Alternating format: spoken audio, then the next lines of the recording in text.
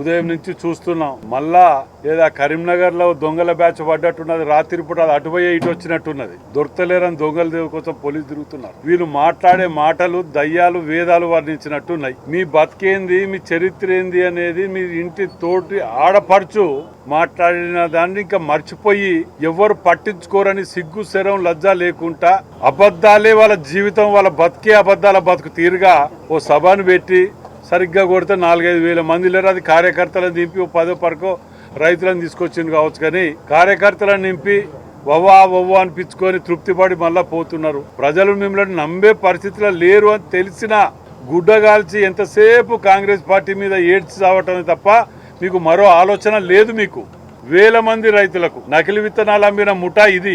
దానికి రాహుల్ గాంధీ గారిని తిట్టడం, ఇటు పోతే రేవంత్ రెడ్డి గారి ముఖ్యమంత్రి గారిని తిట్టడం ఓ ఫ్యాషన్ అయిపోయింది. వీళ్ళకి తిట్టడం, చేసిన తప్పులు చేసిన అని చూపించకుండా రైతులని, భూ నిర్వసితులని ఎంత అవమానపరిచి కోట్ల చుట్టూ తిప్పి ధర్నాలు చేసి ఇది చేసి 7,000 మంది రైతులు చనిపోయినరు. అసలు నిరసన తెలపటానికి జాగ లేకుండా వేదికలని తరలించేసిన వీళ్ళు ఈ మూర్ఖులు.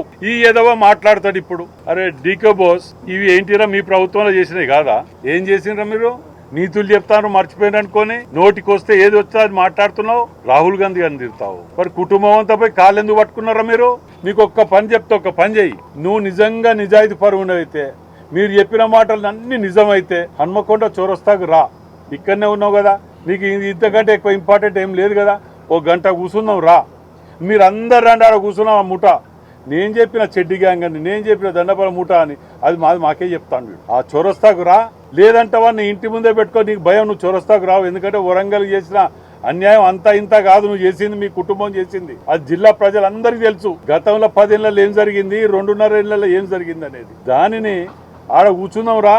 నిజంగానే ఒక ఛాలెంజ్ చేస్తాను నీకు. మీ అయ్య చెప్పినట్టు దళితుని ముఖ్యమంత్రి చేస్తా అన్నావు కదా, అది మళ్ళీ చెప్పు.